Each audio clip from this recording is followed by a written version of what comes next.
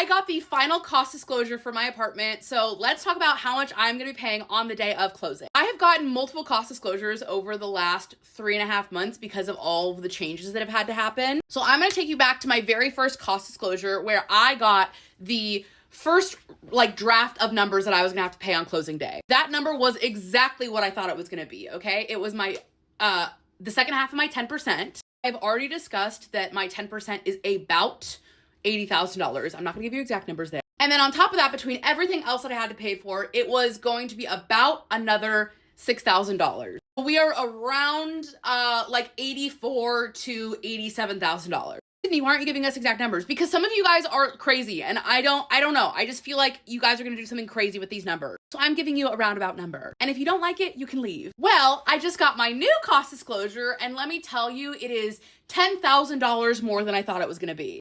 $10,000 more than I thought it was gonna be. Where do those costs come from? Number one, extending my rate. After a discussion with my lawyer, I was under the impression that I was supposed to lock my rate.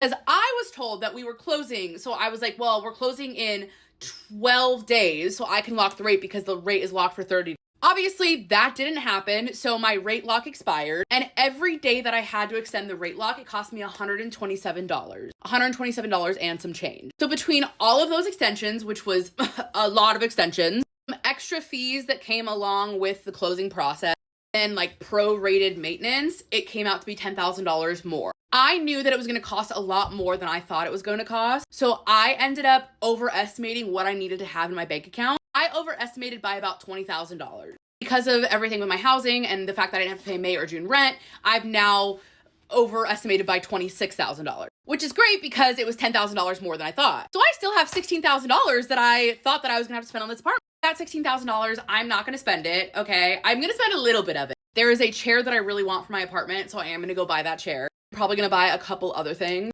small things. So I'm going to leave $5,000 out just so that I can use it for whatever I need. And then the $11,000 is going to go into my, what is it called? My investment account, which is also my retirement account. So yeah, I guess it all worked out for me.